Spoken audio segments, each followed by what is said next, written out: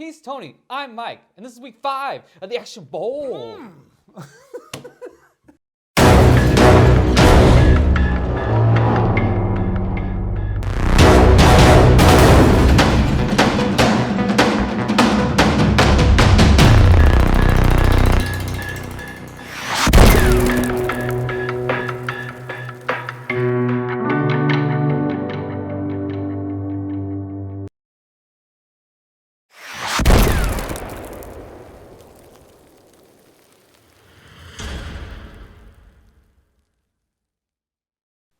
So week 5 of the Action Bowl, and Mike is going to be drawing for Sylvester Stallone. Let's see what we're going to get. Give me something good.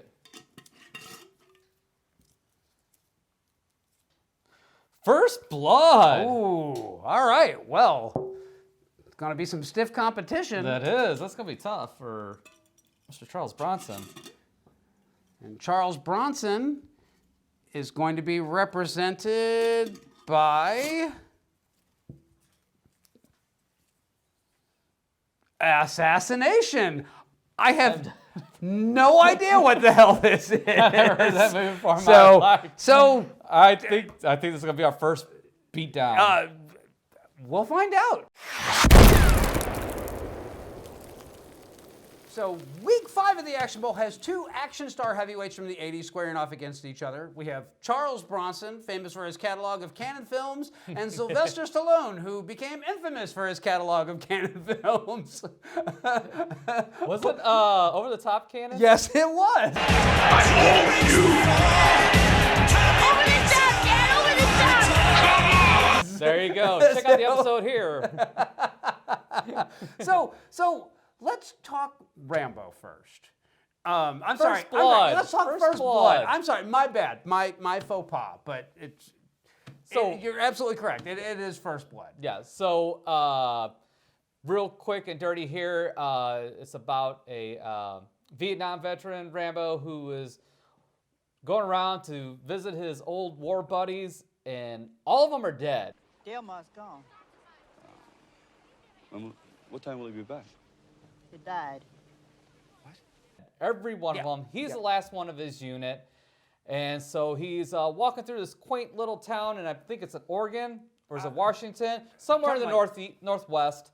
And he gets stopped by the sheriff there, local sheriff. He likes to keep his town clean, quiet, and boring, and they like it that way. We don't want guys like you in this town. Drifters.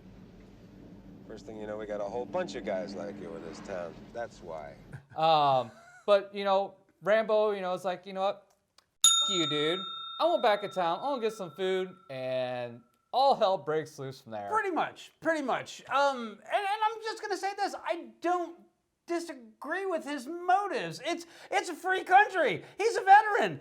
Is there a reason why he can't get something to eat in town? No. And then he gets arrested for vagrancy in Jerkwater, USA. Yeah.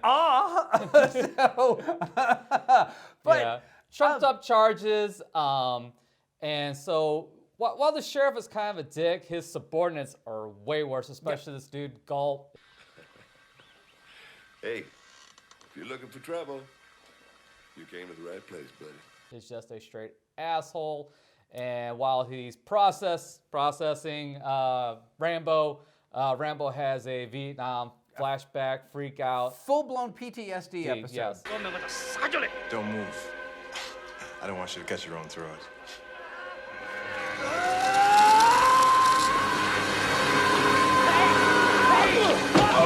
So, And you know what? I'm gonna give it up for this film for being like way ahead of its time of addressing Yes. these things.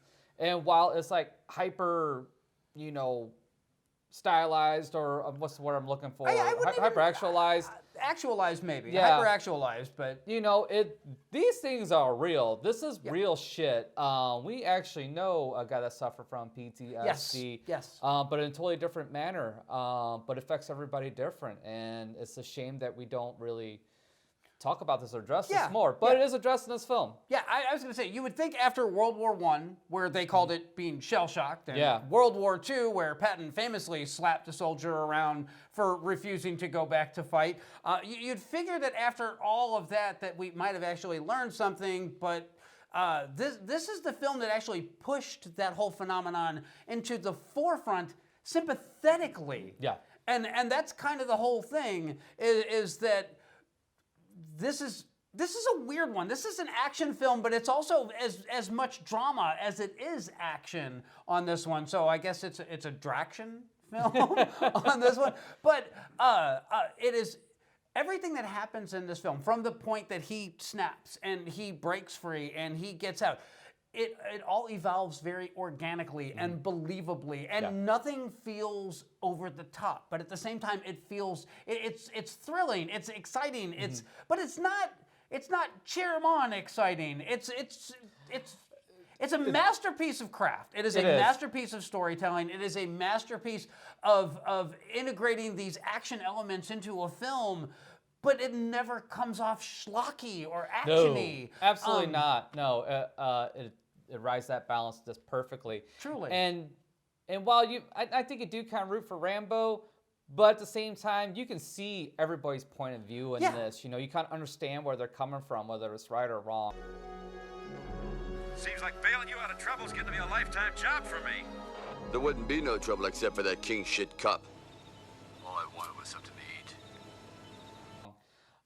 So I like that aspect of it, because really neither one of them are Neither particularly of them are right, or Yeah. then again, they're not particularly wrong. They just could come to an understanding, and here you have it. You know, the result of miscommunication or not communicating, or just being stubborn, or whatever. Set in your ways is the way that I would do it. Yeah. That's the way I would explain it. But this is the Action Bowl. So let's talk some hard numbers here. I am looking forward to hearing your numbers on this one. Well, I mean, for me, it's a borderline flawless masterpiece. My scores will say that. Plot is a 9. It handles all these topics we talked about perfectly. I mean, it's a 9 because I saved like 10 for like the best of the best of the best, and this is really, really close. Style is a 9. Again, everything is portrayed beautifully. The stunts are perfect. Yeah. The way it's shot, the setting, you feel cold because like it's cold and it's rainy. And one thing we didn't mention is like Sylvester Stallone is like, he's got a pair of shorts, a pair of jeans and a piece of like tarp over him, and that's it for the whole movie. And it's gotta be like in the 40s, 30s, because you can see the breath of the voice, and it's cold, it's wet. So there's that. But anyways, style a 9. Fun. While it's not a fun movie, it is a riveting movie, and you're like sucked in through the whole thing. So while it's not fun, I still gave it an 8, because like when you're in it, and you're not checking out at any time. I can agree with almost everything that you've said there, but yeah, no, I mean, as far as my scores go, I'm a little different on this. We're more similar than not, but for the plot on this one, I gave it a 9. And you're absolutely right. It is a masterpiece of storytelling. Again, everything evolves organically. None of the characters seem tropey or over the top. They all seem very believable. And I have to credit, Stallone gives an outstanding performance in this with only 10 lines of dialogue. Except for his rant at the end. Yeah. And which, you know what? And I think a lot of people pick on that, because he's sobbing, he's crying. You're not supposed to sob and cry. But man, this is a guy that's gone through some shit. Yeah. And I think it's very believable the way it's portrayed and executed and carried out. I don't know what to say Well, about I was going to say, not just that, but this is the only way to end this film without Rambo wiping out the entire town. Yeah. The only way to make Rambo not come off as a complete villain, and the only way to make Brian Dennehy not come off as a complete villain and make this whole thing very schlocky, was exactly how it happened. It's over. Nothing is over! Nothing! You just don't turn it off! Yeah. So yeah, kudos. The plot, it is absolutely near flawless. For the style, I gave it an 8. And the only reason I gave it an 8 is because there were some budget limitations on this one, and they show a little bit. There's great stuff in here, but the other thing is there's a couple of occasions where they go to slow motion, and I found that kind of distracting. The stunt was already amazing enough. It would have been something that only happened in maybe a half a second if you showed it at normal speed. So I get why they chose slow-mo for the jump, especially. Oh, yeah. But at the same time, it kind of took me out. It interrupted the realism of the film, if you will. And speaking of the realism of the film, the makeup effects are spectacular. Yes, when they are. he falls at that tree and he lands and he cuts his arm open and you see him stitching himself up, you feel every one of those stitches, and it's excruciating to watch. Oh, when the one cop gets the branch full of spikes across the midsection here, that's brutal. Yeah.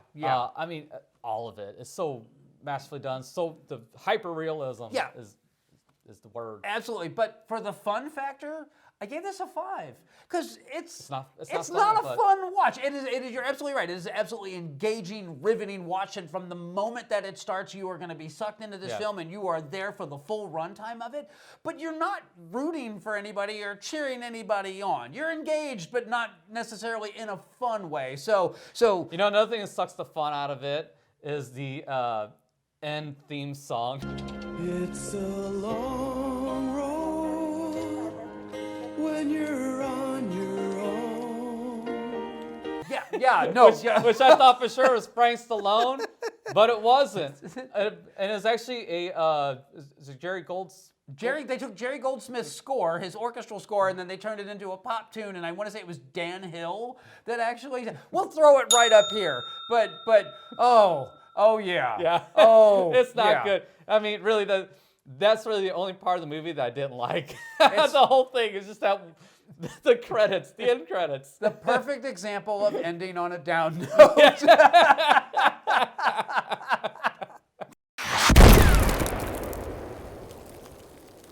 And our second film for this week is Charles Bronson and his lovely wife, Jill Ireland. Yes. For the film Assassination, which is... I strangely enjoyed it. It caught me at a very rare time where I don't know. I was open to I don't know how to say it. It caught me at a strange time where I was open to watch just about anything and enjoy it, and There you are, Killian. I thought we'd lost you. Moonlight becomes you. Best seat in the house. And the most appropriate. Had I watched this again, I probably would have scored it different, but it got the scores it got. As I was watching it, and I was noticing that the chemistry between Charles Bronson and the First Lady was like little more than I was expecting. Who are you? My name is Killian, ma'am. Don't call me ma'am. It's like, wow, there's really something going on here, and I did some research. Like, oh, that's actually his wife. Yeah. Well, that makes a shit ton of sense. Yeah.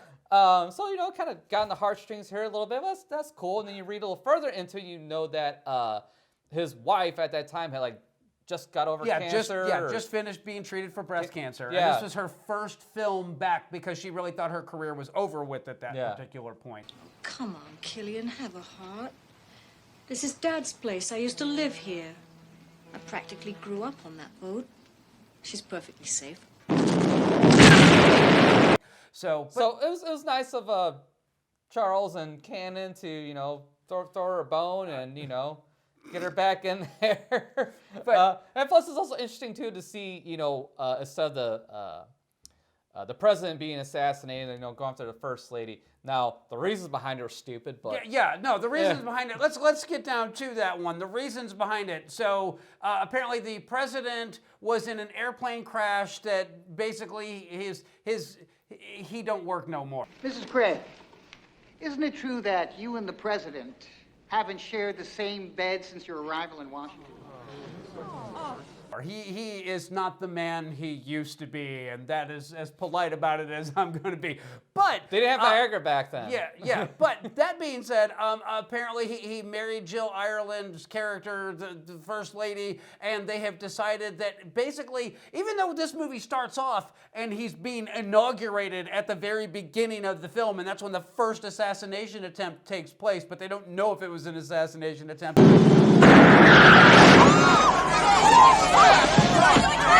They've decided that they need to kill the First Lady so that they can ensure his re-election. Because their marriage is falling apart, and you can't have a president getting divorced. Yeah. I don't like saying this, but has it ever occurred to you that the president might be the one who wants you dead? Never. This is the epitome of a lazy action film, because they basically don't give Killian, who's Charles Bronson's character, like anything to work with here. He has no witty dialogue. No. He has no character building moments. No. He doesn't even have any decent action scenes in this. No, it's like they took like all the action scenes from like a Bond movie that got scrapped and tried to apply it to this movie. Yeah, pretty much.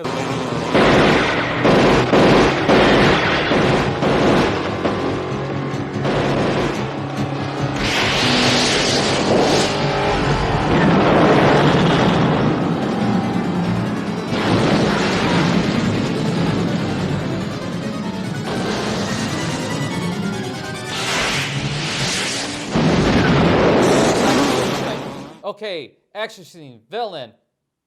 You know, the villain's foiled. Next scene, different setup, and that gets foiled. And then, you know, just like every typical Bond movie, we move to the next location, set up the villain trying to kill whoever, and they get foiled.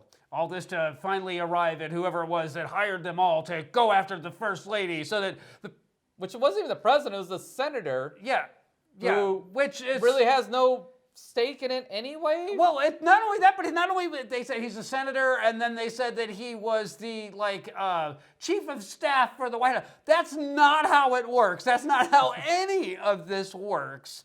So this, literally, this script reads like it was written by a really creative fourth grader, and then who hadn't actually gotten to the part in history class where they teach you how the government's supposed to work. So that's problem number one. But then problem number two is there's so little connective tissue between all these scenes. It just feels like a series of non sequiturs. And then there's the perfect example of this is they go to the car lot and they buy this dune buggy looking vehicle, and they're like, well, why are we buying a dune buggy? And it's like, well, that way they can't trace us because we're going off road.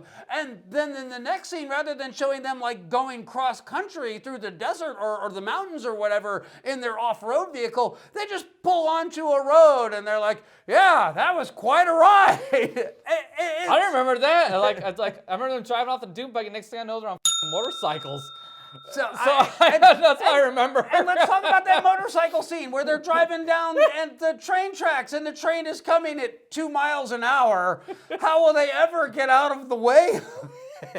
Well, how will the villain ever get out of the way? Oh. And it's like that whole Austin Powers scene where the guy's screaming stop while they're coming at him in a steamroller, you know? Stop! And funny thing is, he does get hit by the train, but he does drive off in the ravine. Yeah. And 5 minutes later, the truck explodes. Yeah, after it lands in the water. It's just, the action scenes are dumb. The plot is dumb. And I've got to know what your scores are on this, because honestly, I was wanting Charles Bronson to just bust out a gun and just start shooting people, and it didn't happen, and I was super disappointed. The best part about this movie is the smoking hot Asian chick in it, and that's it. Charlie, his partner. Charlie Chan. Yeah. But that's it. That's what I got. So I want to hear your scores. I want to know how much Charles Bronson and Jill Ireland pulled on the heartstrings here. Substantial. Because if I watched this this morning, it would have been different scores. So a plot, a super duper generous 6, and it's mostly because it's always the president, it's never the first lady. So that was interesting. And if they would have, like you said, had more connective tissue, this probably would have been more of an appropriate score. Reality should be a lot lower. It's not that it's a bad premise, but it's a terrible script. Yes, terrible script. So again, sorry. hindsight being 2020, but these are scores I gave at the time. Style of 5. It was a very, Wow. it was a very poor James, Wow. very poorly executed James Bond. Jim Bond. So, more like Gold Bond. and at the time, you know, I may have partaken in some things, and I thoroughly enjoyed it. I didn't turn it off or tune it out at any point, so it got a 5. Again, if I watch this again today, they're probably more closer to what I'm sure Tony's about to show me. But hey, I think Stallone's safe. On this one. Wow. So you gave this a fun of 5. Yeah. So it's a total of 16. Wow. Wow. So, all right. Yeah. Here comes the reality. Let's cut to the chase here. All right. For the plot, it's a 2. And it's a 2 because it's been done to death. But, it's the First Lady. And why are they killing the First Lady? Not because of anything she knows, but because they want to get the president reelected in his first year in office. This is just dumb. It's dumb. The plot, it is completely pointless on this one. It was an interesting premise that they needed to actually give to somebody that had a typewriter, not somebody that was just jotting notes down on a notepad in between shots. This movie is stupid. So yeah, for the style, I gave it a 1. And why did I give it a 1? Because it deserved a 1. Everything about this film seems lazy, from the characters and who they are, to how it was shot, to the action sequences, to the stunts. Like that truck getting hit by that train. I was laughing. Didn't get hit by a train. He drove off the ravine. I'm sorry, yeah, well, whatever. Well, hey, don't forget the sweet stunt with the guy on the jet ski pulling the boat full of explosives. Yeah. No, like I said, like. I don't think, let's put it like this. I think the screenwriter and the director were partaking before shooting this as well. And that being said, for the fun, I gave this a 1. And I could not wait for this movie to be over with. I was so bored to tears in this one. I really did not enjoy this film. So I don't know. I was cracking up when I was watching it. So 4. And that's better than it deserves. So. Well, we'll break. We'll give our totals and averages, and we'll see who the winner is.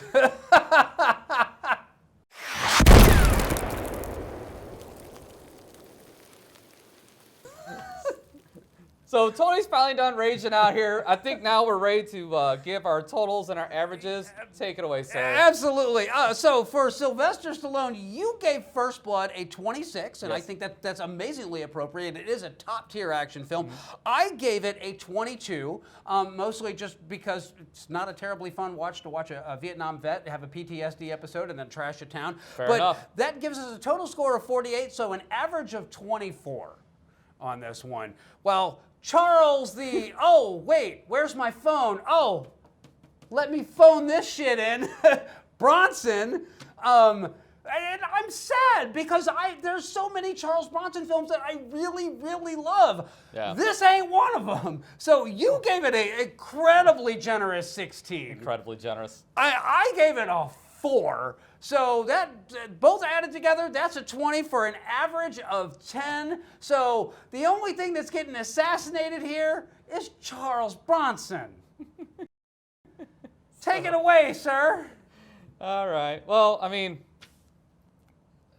it's going to be a hard-fought match. I mean, it's First Blood, all right. Arguably Stallone's best movie. So, I mean, I don't know what he could have pulled out of this to pull out a win. He could have pulled a Sergio Leone Western. He could have pulled a Dirty Dozen. There's several films that he has, The Evil That Men Do. Yeah. There's a lot of films that he could have pulled that would have ranked higher than this. But too good, too bad. We got the worst. But, and that's the actionable for you. So, sorry, Mr. Bronson. Into the actionable shame you go, never to be spoken of again. So catch us next week for week 6, where Patrick Swayze faces off against Jean-Claude Van Damme. We will catch you then.